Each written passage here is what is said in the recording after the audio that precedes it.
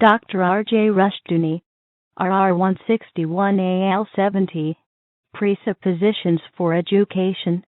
From the Easy Chair, excellent colloquies on various subjects. This is R.J. Rushdoony, Easy Chair number 176, July 18, 1988. Again, we have Sam Blumenfeld with Otto and Gary Mose and myself. And we're going to continue our discussion of education, but from a somewhat different angle. Education will be governed by what a person believes. And it makes all the difference in the world whether or not you believe in God or in evolution. If you believe in God, you believe that law, power, morality, and life come from above, come from God. But if you believe that all things have evolved out of a primeval chaos, then all law and morality, everything comes from below. And you have what Dr. Cornelius Van Til called integration downward into the void. He said man is then understood in terms of the child in terms of the unconscious, and the human being in terms of the animal in terms of ancient primeval drives, and so on. Integration downward into the void. Now, some years ago, there was a very telling observation made by the then editor of the New Republic. This was in the post-World War I era. Kenneth Burke, in Permanence and Change, predicted that by the middle of the century, the United States would perhaps see a major revival of occultism and Satanism. He wasn't sure of the timing, but he knew it was coming, because he said men need grace. And if they don't seek grace from God, they're going to seek demonic grace. Well, this means that a Christian school is going to look for power and law and morality from God, from above. But a state school that is based on evolution is going to seek it from below. So with that, let's open the discussion. Who'd like to go first? Sam, would you like to? You're right about the what evolution does in having the child look downward, because we often talk about the link, the missing link. The evolutionists are always talking of the missing link, and in evolution the child's link is downward toward the animal kingdom, while in a Christian school the child's link is toward heaven, toward God, and it's upward. So you have the upward reach versus the downward plunge, and there's no end to how far down you can go once you get on the path toward depravity.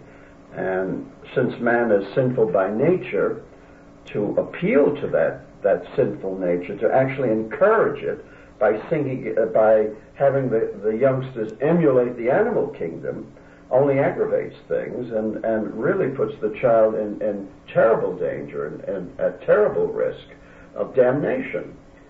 So we're actually, when we're teaching evolution in the schools and telling children that they're little animals, and that their connection is downward to the animal kingdom, we're relegating them to hell. We're damning them.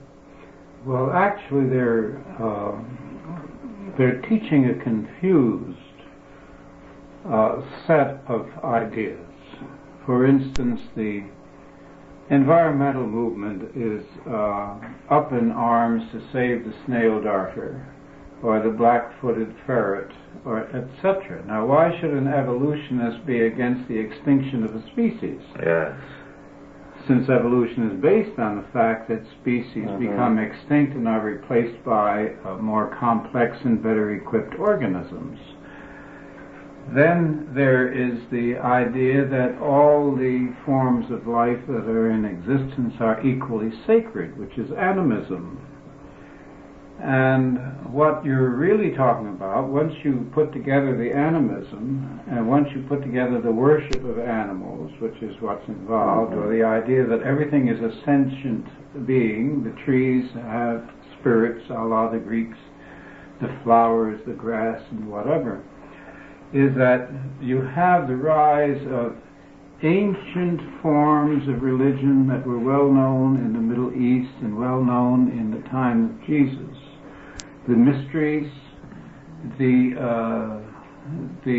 orgies, Yes. the idea of the sex cults, and the belief in astrology, plus the kinship with the animals, plus the idea that sex is sacred, Yes. and the whole thing. So what what the kids are getting is everything that Christianity at one time overcame. So you push Christianity off the board first, and all the rest of this comes up. Oh yeah, you revert to pre-Christian paganism. But another thing that's wrong with evolution is that it's a false doctrine. First place, it preaches that you can get something out of nothing, that the earth came out of nowhere. They don't know where. By accident. Yes, by accident. Then they tell us that living matter came out of non-living matter, Yes. evolved or emerged, Sure. and Pasteur proved that can't happen. I mean, the whole germ theory is based on that. And then they tell us that one species can develop or evolve into another species. They have never been able to demonstrate that in a laboratory. No. For example, they've been experimenting with fruit flies for years, because fruit flies, and they've tried everything to get fruit flies with radium and everything. Right, to develop into another species, but they keep becoming more fruit flies, swallows.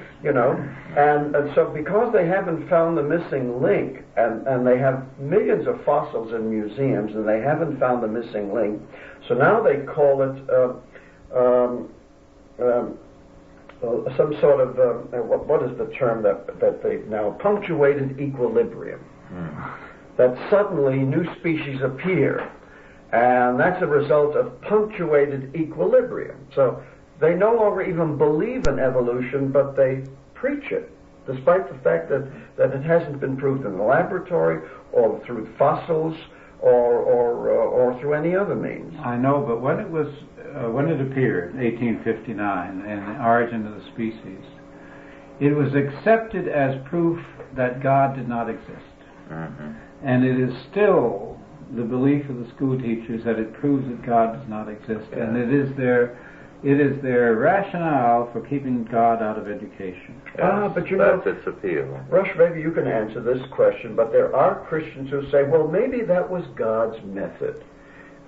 Have you heard of Christians who say, yes, I accept evolution because, well, maybe that was God's way of creation? Yes, how do you answer that? A good many of the Christian colleges teach theistic evolution.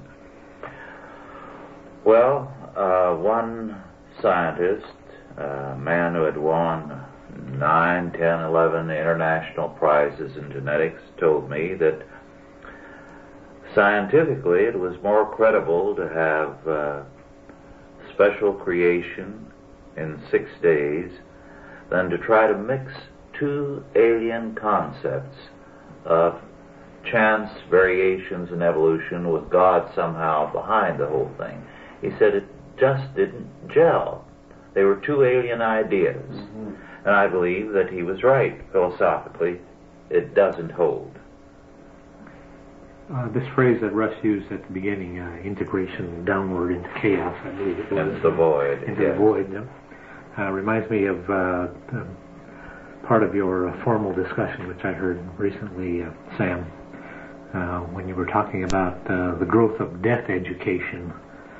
Seems to me that relates to that concept of integration downward into the void. Maybe you could share with the tape audience what's happening in death education these days? Well, death education is the newest of the great fads in public education. That's part of the affective domain.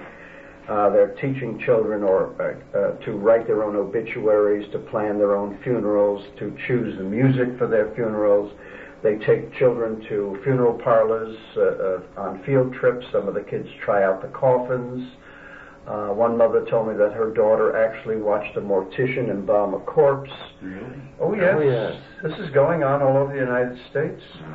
As a matter of fact, the editor of a conservative, very conservative journal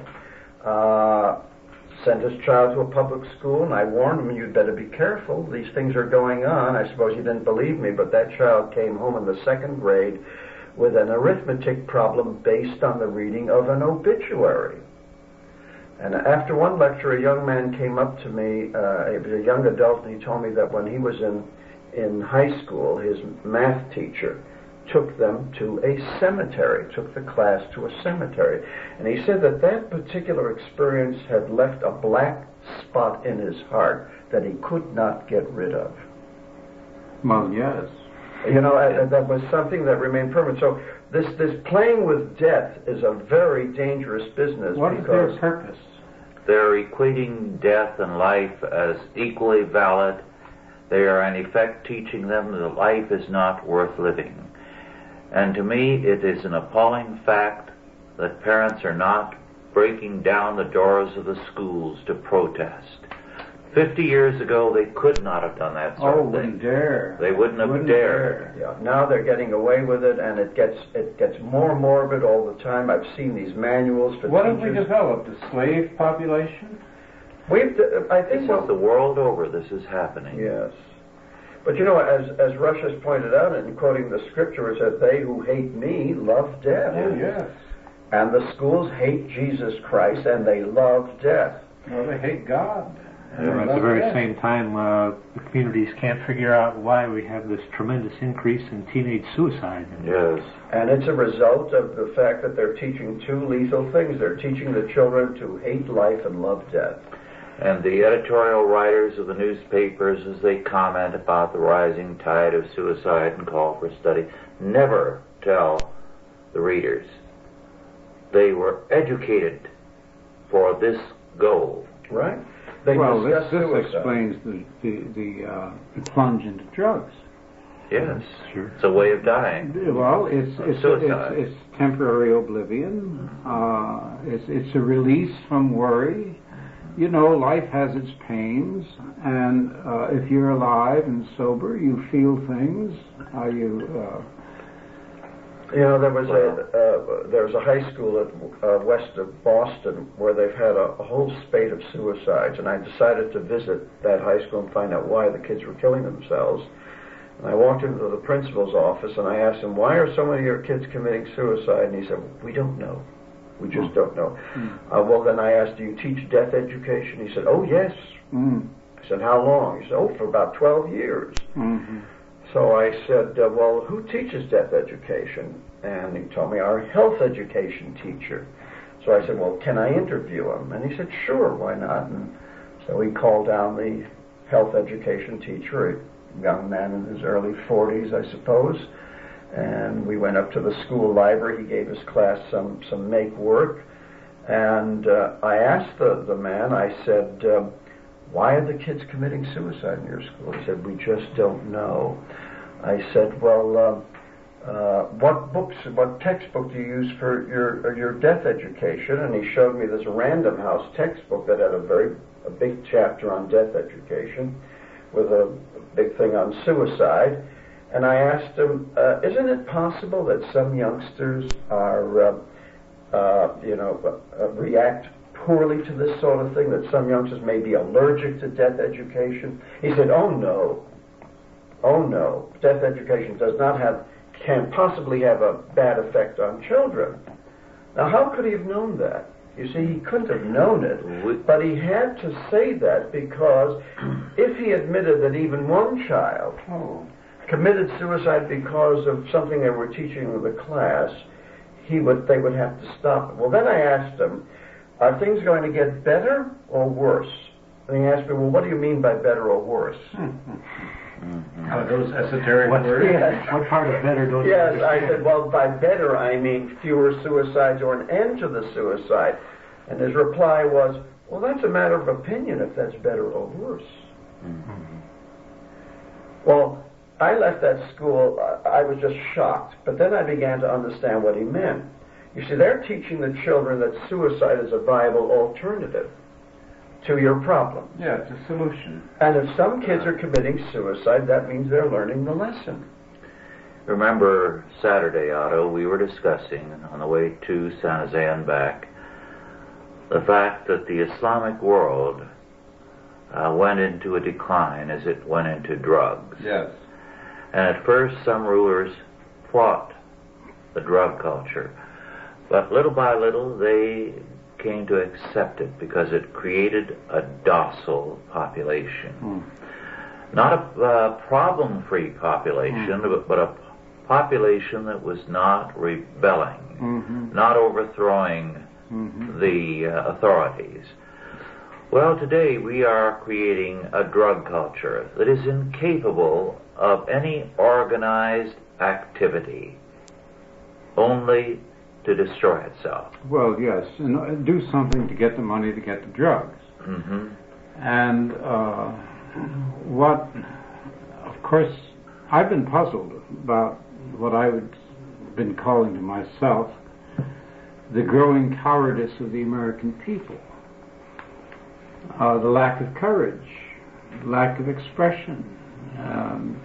That doesn't mean lack of hostility. It doesn't mean lack of crime. But there are fantastic amounts of crime being committed against defenseless women. And the men aren't doing anything about it. And the police are not doing anything about it. But you know what's happened? The American people have become impotent, neutralized. You see what happens when you keep bombarding people with conflicting stimuli, like Pavlov dogs. I guess so they're free. Yeah, they can't do anything because if they go to the left, that's undesirable. If they go to the right, that's undesirable. So better to do nothing. That's why the American public no longer reacts. Have you noticed how you can do anything now and there's no reaction? I mean, anything goes. Well, if you go to a movie, if you've been to the movies lately, the audience is scary. Yeah. It laughs at the wrong places. Yes. Have you also noticed that the Soviet Union is now importing this rock music to pacify the young people? And pretty soon, I'm sure they're going to even encourage drugging the young kids because, as you say, it creates a docile population, and they're running out of ways to handle. This is what Spengler called the Fellaheen and the age of the Magi. You remember? Yes. And here we have the shaman appearing, televangelists. They're really shamans. These are types that arise in the age of the masses. They're sort of magicians. They're not theologians. They're not Christian. I mean, I listened to Jimmy Swaggart several times for almost 5 minutes, and I had to fall back. I couldn't stand it. Well, and we've got these types that are emerging. They don't make any sense, but great music. And of course they have a combination of immorality and great spiritual pretensions. well, I know Russ the other day was talking about the star system that has developed among ministers in the United States that has been detrimental to Christianity because the Christians have become a passive audience responding to these great stars up there, these great figures who then, of course, turn out to have clay feet, as usually happens. You have educators of the same type. Yeah. But getting back to education, to the evolution in education, there's so much in the process that's based on evolution. For example, behavioral psychology is all derived from the theory of evolution, and it permeates every aspect of the public school curriculum. And then you have eugenics. which is also derived from evolution, the idea that you can create a super race or better people through genetic engineering. And one of the reasons why blacks are getting such an inferior education in the United States is because the progressives relegated the blacks to vocational education. They said they simply didn't have the intellectual capacity for an academic education, so that we might as well turn them into, servants and manual laborers. And in this age of integration? Oh no, this happened early in the century when eugenics was very big. You remember? Yes. But those policies were set then. Yes. And they're still used. Still used, but nobody knows where they came from. They assume that that's the way things are done. Uh-huh. And the use of Pavlovian techniques is also very much in the schools.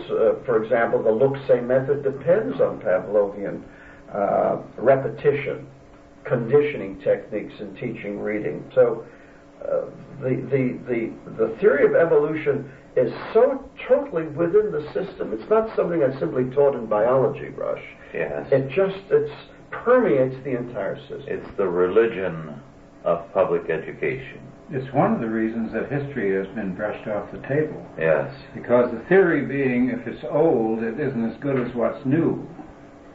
Therefore, history, being part of the past, is of no value. It was more than 25 years ago that Stanford relegated, for example, Roman history to the Latin department. It was not a part of the history department per se. It was about the same time that Columbia University cut off the Middle Ages. It went from Rome to 1660 and dropped everything in between.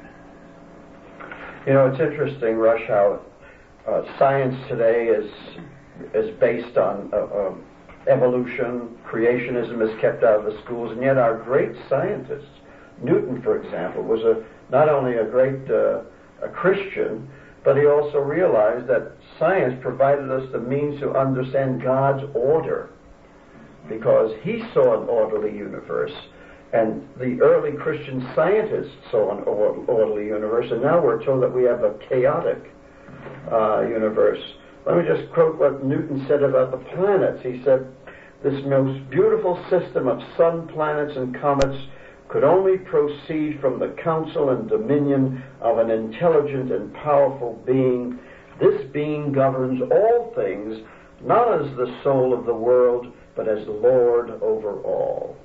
Now that was said by Isaac Newton, well, a great scientist. The last 50 years of his life, all his writings are in the British Museum in Latin and have never been translated, because he concentrated on the Bible, and especially on the Old Testament, feeling that that was the repository of all scientific knowledge. And it's never been translated because it has been assumed ever since his death that he wasted his time.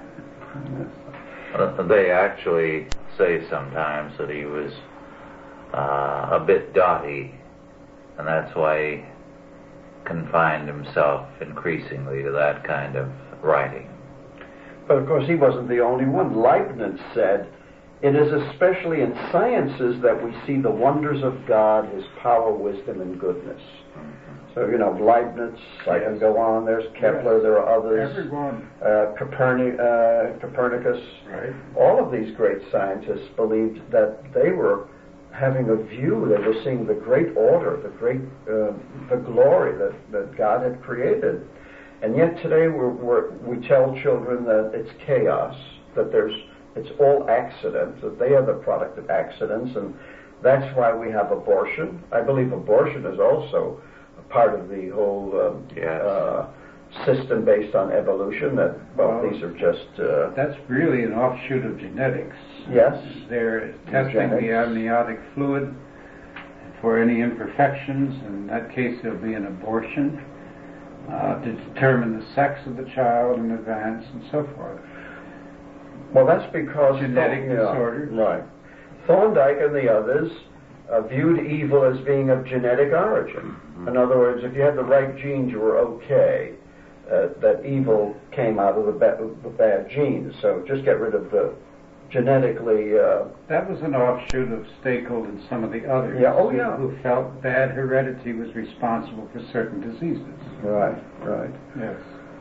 Is there a connection between the teaching of evolution for these many years in public schools and the rise of what is now called values clarification teaching? For one thing, I don't know why they add the word clarification if they want to teach values. I don't know what clarification is supposed to mean, but is there a connection between the teaching of evolution? You're teaching that morals are relative. You see, there are no absolutes. There are no absolutes in the evolution. In the world of evolution, there are no absolutes. Except in Hitler. Right.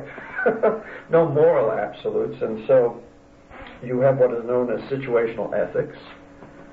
And values change with civilizations. And you have your values. Your parents have their values. And as you know, the psychologists created these hierarchy of values, Kohlberg and the others, Maslow's hierarchy of values, and they simply, what they've tried to do is remove religion from every aspect of life, and so they've got to substitute it with something. And they say that Maslow was a very moral person. I mean, that he believed in morality, but he had to find a non-divine, a non-religious base for it, and so he invented his hierarchy of values, and of course he says that this is something that you develop, and Kohlberg came out with a variant view of values clarification, that is, that you decided what your values were. If you were, for example, you turned out that you were a homosexual, well, that was your value, and so then you went ahead and you affirmed your value publicly. That's why we have gay pride parades these days. Why do you have 200,000 homosexuals marching in San Francisco these days? Because it's part of values clarification. It's not just to annoy. No, they learned it all in public school, you see. Well, you have to say they learned something.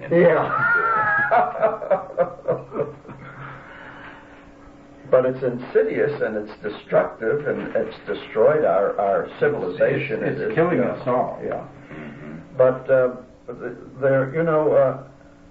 the Ten Commandments are what were the basis of this country. Yes. And you cannot maintain this civilization on the shifting sands of moral relativism and values clarification. I think the values clarification programs and courses arose out of a necessity or more out of reaction to charges by Christians that...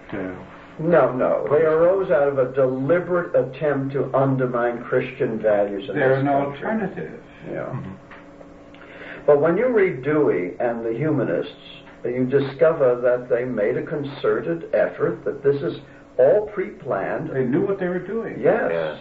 That this is not accidental, it's not haphazard, that these are decisions, these are value decisions that were made in the early part of the century by the educators, whose intention it was to get religion out of the schools, out of the people, and to substitute capitalism, individualism, and Christianity with socialism, collectivism, and atheism or humanism. Andrew White's 2 volumes, The Warfare of Science Against Christianity. Yes.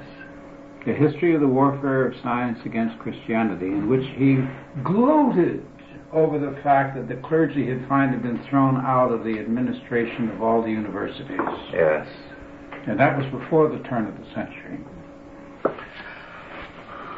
I'd like to continue by reading a sentence from Sigmund Freud in a letter to an associate on the 22nd of December, 1897, because this is very essentially tied into the whole subject of evolution and where you seek your power and your inspiration. And Freud wrote this with a great deal of excitement and delight. And I quote, "I can scarcely detail for you all the things that resolve themselves into excrement for me, the new Midas," unquote. In other words, even as Midas turned everything into gold with his touch, Freud saw everything turning into excrement at his touch and was excited about it because that was the area of true meaning now. Well, that I think we are seeing in education from the early years on up through graduate school. They have this new Midas touch a la Freud. Everything they touch turns to excrement. And the journals of education are full of it. You know, this what they mean by right, BS degree? Right. Yes. You know, Rush, the graduate schools of education turn out thousands of doctors of education every year. And they become just one great part of the parasitic class in America. They do nothing, nothing productive. Mm-hmm. They add nothing to our gross national product. They do nothing creative, but they've got to have jobs. They've got to be supported. Oh. And I suppose it's like shoveling. When you get but then they fill these journals of education with this worthless drivel that nobody reads, but just fill the stacks of these libraries. You know, have you been through, I'm sure, Rush, you've recently been through in a university library and looked through the journals of education, and every month, more of them, with articles that are really not worth reading. Well, in every offbeat field, you're getting proliferation of journals. The journals in black studies, the journals in women's studies, they're increasing at a phenomenal rate, and a good many universities seem to feel that they have lost any right to consideration and respect if they don't have a journal of women's studies. Yes. Well, it's had the same effect, though, in the world of journals, scholarly journals, and now moving into books, that took place in magazines. You know, the business with the magazines was started by McGraw, of McGraw-Hill, who decided that the old-fashioned industrial magazine, which covered everything in an industry from management to the unions, including the stocks, the movement of the stocks and everything else, and the leading characters and whatnot, was more easily promoted if it was broken into the professional categories inside. So you had a magazine for chemists and a magazine for rubber chemists and so forth and so on. So now you have this magazine all splintered all across the board, and there's hardly any general publications, and those that continue to exist, Atlantic, Harper's and whatnot, only do so under subsidy.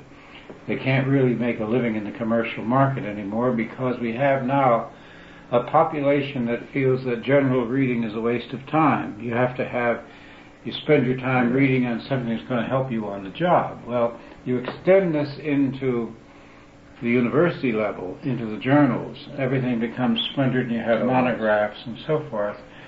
And now it's that way in publishing. If you take a manuscript to a New York publisher, he calls in the marketing department, and the marketing department wants to know what segment of the market will the book appeal to. Yes. And unless it can be affixed to a particular segment of the market, they're not going to publish. Yeah. Pat Knopf said to me, you know, the trouble with your writing, Otto, he said, it's not pedantic. He said, it's not covered with all those footprints from the academy. On the other hand, he said it isn't what you'd call lowbrow popular. That's right. He said, you're in between. I said, well, that's where most people are. But he doesn't publish for most people. The book by James Nichol on God and Mathematics was read with considerable interest by a number of publishers who found it exciting reading as you did. But they said it is not tailored to a specific market. They didn't question Yes. the fact that its content was unique, that it was a groundbreaking book, but it was not tailored to a specific market, and therefore they said, regretfully, we must say we cannot publish it. Editors do not decide anymore. Marketing men do. Right. But I see a market for it. I see homeschoolers who are interested in math and religion and want to see the connection between the two. Mm-hmm. I think it's going to be an enormously popular book among homeschoolers and Christian schools who have long been seeking some affirmation that mathematics has something to do with God's world. Sure. Otto and I know a very prominent publisher of one of the bigger publishing firms in the United States who is governed by what his salesmen say about a book. The fact that he, who is the sole owner of the firm, may like a book cuts no ice. He's afraid to say, go ahead and publish this book. If his salesmen say, we don't like it, he doesn't want to offend them. Yes. Well, you know, that used to be the prerogative of the gentleman publisher of New York who published what he liked. Mm-hmm. You know, he was usually wealthy, and of course he considered authors as a sort of stable racehorses, and you hope that one of them would win a race, would become a bestseller, and would make you a lot of money, but there aren't too many of those publishers any longer. As a matter of fact, they're all gone. What we do have today are a lot of small little publishers that are trying to specialize, but of course they can't get their books into bookstores because the large chains like Walden Books and B. Dalton will only handle the accounts in the books of large firms like Simon & Schuster or a Random House. They won't deal with these small publishers, of which there are many now all over the United States. So it has done an awful job in trying to get the word out to people. That's why there's so much mail order publishing these days, and that's why you have to do it yourself, just as Rush, you do with Ross House. You've got to take matters into your own hands, because you could spend months, years trying to get a book published by a commercial publisher, and then even if they publish it, they won't sell it. Yes. Well, today the bookstores, of course, con the publisher, and the publisher cons the author. Yes. He knows that the author cannot afford to sue him. Then the bookstore tells the publisher, we can't sell this book, shall we return the boxes that we took on consignment, knowing that the publisher is going to say, no, keep them, just send us a nominal sum.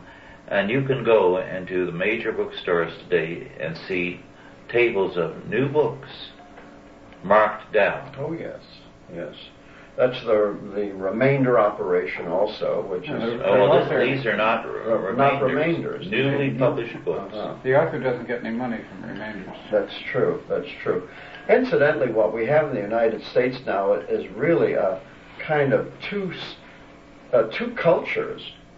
You have a Christian culture and your secular culture. Your secular bookstores generally don't handle the books that the Christian bookstores handle.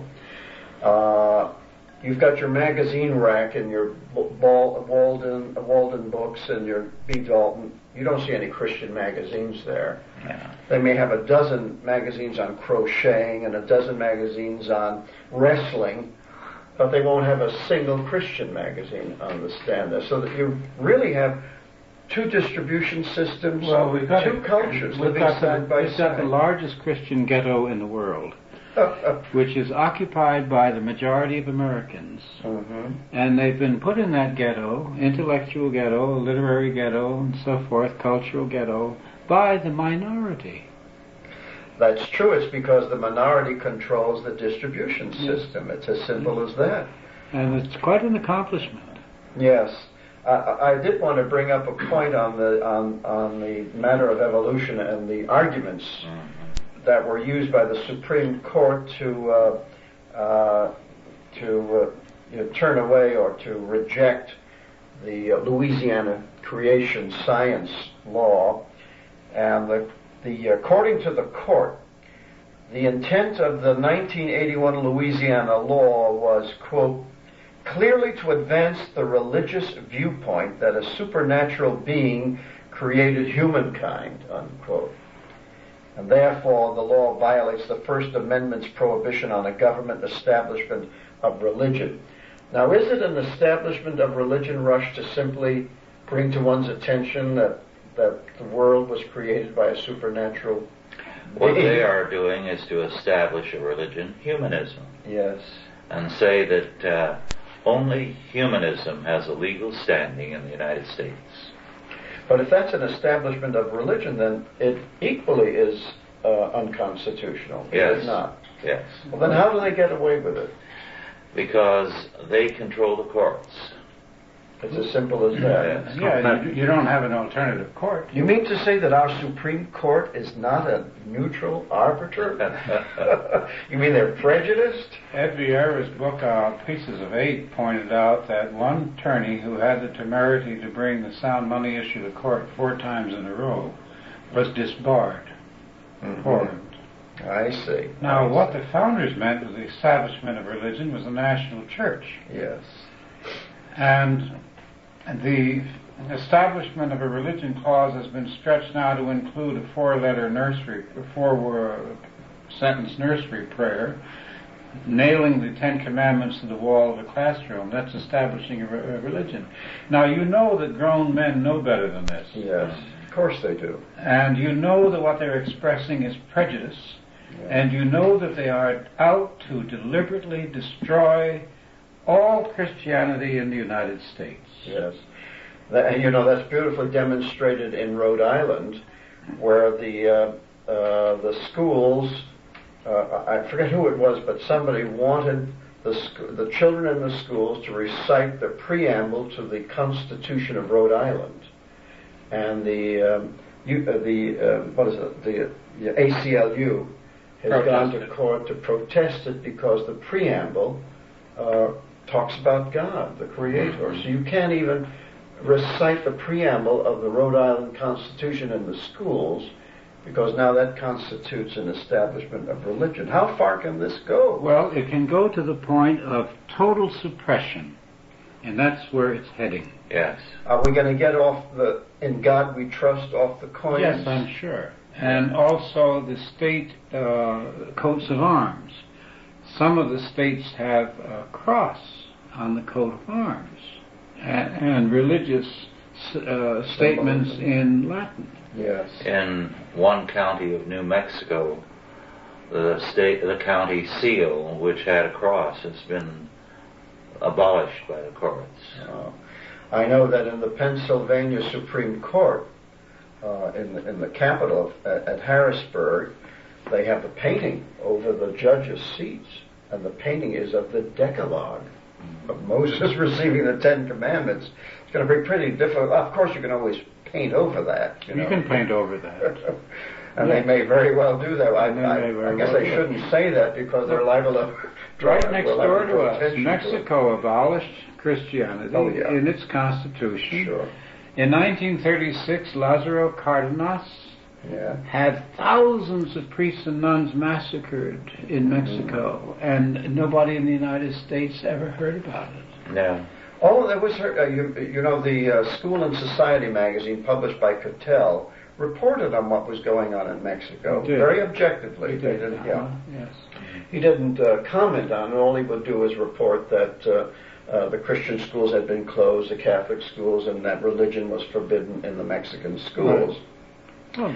And I suppose they use that as a model for what was to come in the United States. The first communist constitution in the Western Hemisphere, Mexican. And yet most Americans right next door don't even know this. Yes. Mm-hmm. But wouldn't you say, Rush, that that's all the more reason why Christians should withdraw their children from the public schools, that it's so obviously anti-Christian? If they don't, God will judge them. I believe that, absolutely. I don't enjoy saying that, but I don't see how you can say anything else. Yes. Well, what is the percentage of Christian children who are still in the public schools? Would you say that it's over 50%? Oh, yes. Oh, yes.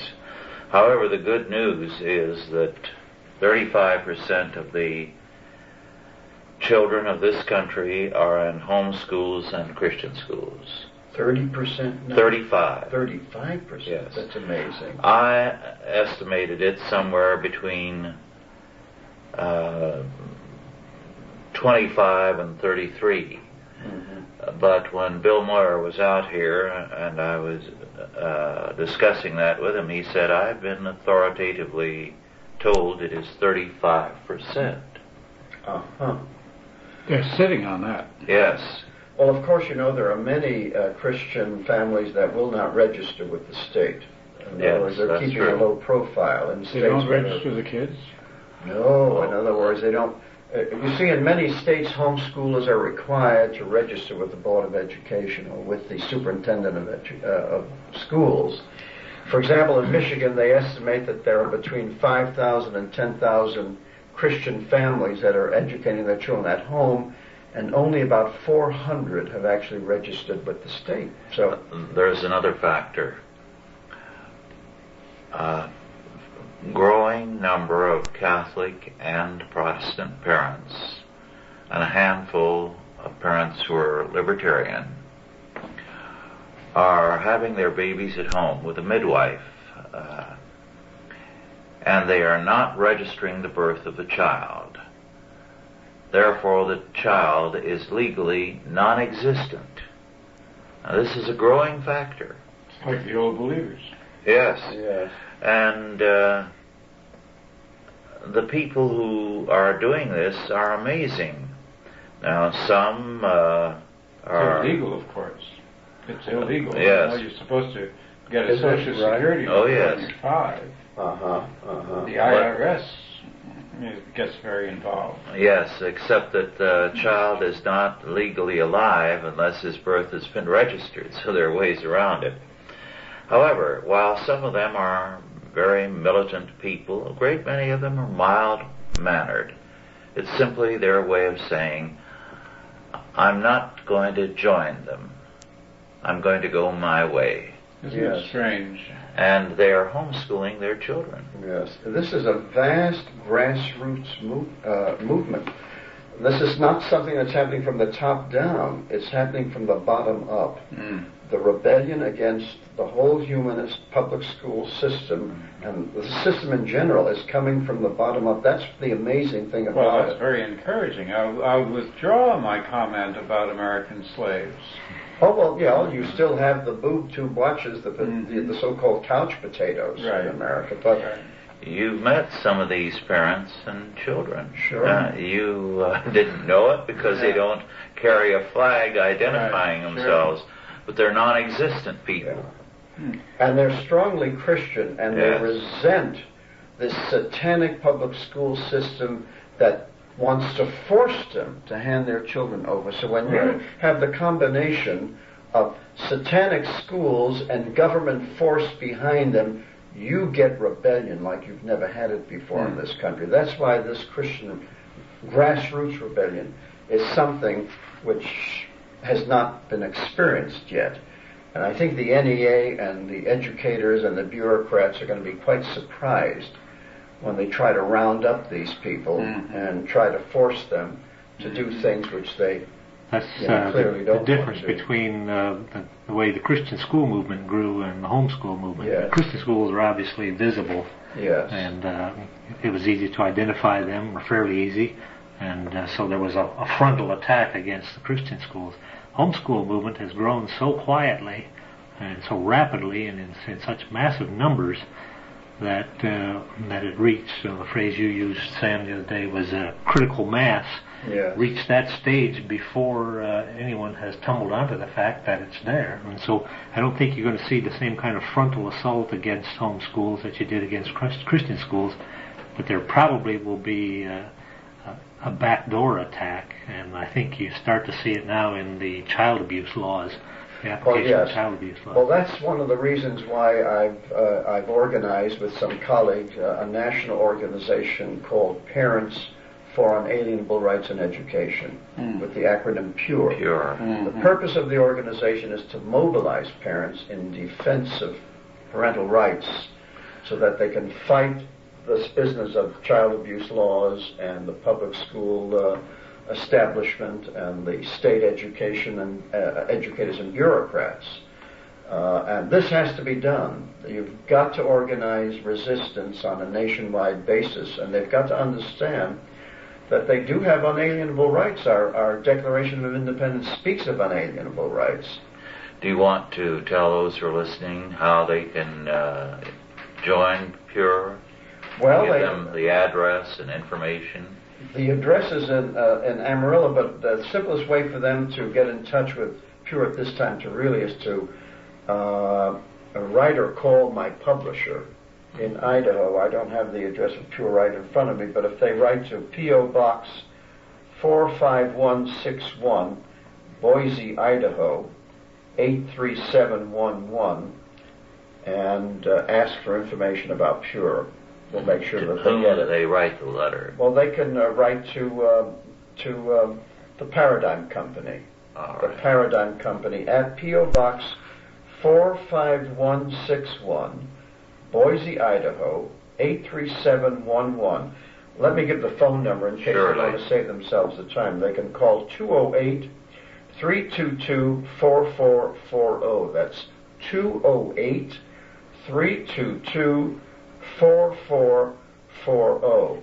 Why not say a word about your most recent book? Because I think they should also be informed about that. Well, the New Illiterates, yes, which has been put back in print by the Paradigm Company. I wrote the New Illiterates back in 1973 to bring up to date the literacy situation. You know, Rudolf Flesch wrote his book in 1955, and Jean Shaw wrote her book in the 1960s, and so by the 70s, we still had a reading problem, and I wanted to find out why we still had it, and so I wrote the book, The New Illiterates. And of course, things have gotten much worse today. By 1988, the situation is much worse than it was in 1973, and so we've reissued the book with an additional preface to it, bringing it up to date. There's one thing in the book, though, that will interest many readers, and that is I include a full reprint of the first critique ever written concerning the look-say method. And it was written by one of the Boston schoolmasters back in the 1840s, which shows you how far back this business goes. When Horace Mann... That was the period. Yes. Horace Mann and Charles Sumner and that whole crowd. Yeah, and they introduced the whole word method in the schools of Boston, and it was such a disaster that the Boston schoolmasters rebelled against it, and they wrote this lengthy critique on why you cannot teach children to read English as if it were Chinese. And we have the very same situation today. As ideographs or pictographs. Right. Well, we have about 4 or 5 minutes. Do you have something you'd like to say by way of conclusion, Gary? On this last point about the look-say method, you've mentioned that it's an ideographic method. I think you said at one time that it was originally developed as a method to teach deaf children? Yes. It was invented by Thomas H. Gallaudet. Reverend Gallaudet was the director of the Hartford Asylum for the Deaf and Dumb. And he taught the deaf to read by a sight method, that is juxtaposing pictures and words because they couldn't hear sounds. And so he thought that, well, maybe normal kids could be taught to read this way and save them the pain of learning the alphabet and the sounds of the letters. And he created a little primer, the first look-say primer in the United States, called the Mother's Primer. And the first line of that primer is, Frank had a dog, its name was Spot. Believe it or not. And that primer was adopted by Horace Mann in the Boston public schools, and it turned out to produce such disastrous results that they then went back to a phonetic method of teaching. But it took the Boston masters to write quite a critique of it before they were able to convince the public that this new method of teaching was horrible.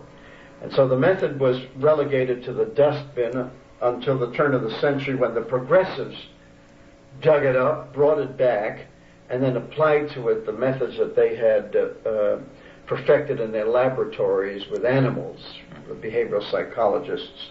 And then it came back as Dick and Jane or the Macmillan readers, and it has caused millions and millions of youngsters to become functionally illiterate.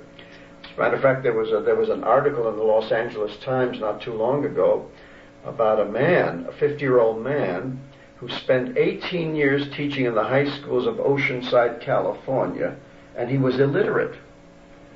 He had been taught to read by the look-say method. And of course he became a functional illiterate, and he spent years deceiving everybody. Only his wife knew that he was illiterate. He managed to get through graduate school and to get a job teaching social studies in the high school. And he was illiterate. And recently he went to an adult literacy center to learn how to read. And they're teaching him now how to read by phonics, and he's learning. But you can imagine the suffering this man has gone through because and of the way his students also have suffered. Yes. Well, you're really fighting to save this civilization. And I can see when the authorities really begin to realize what they're up against with the homeschooling and the lack of registration and all the rest of it, a considerable collision, which itself is going to serve as a catalyst of change. Yes. Oh, yes. Well, our time is up. Thank you all for listening, and thank you, Sam. It's always a pleasure when you are here with us. Good night, all, and God bless you. Authorized by the Chalcedon Foundation. Archived by the Mount Olive Tape Library. Digitized by ChristRules.com.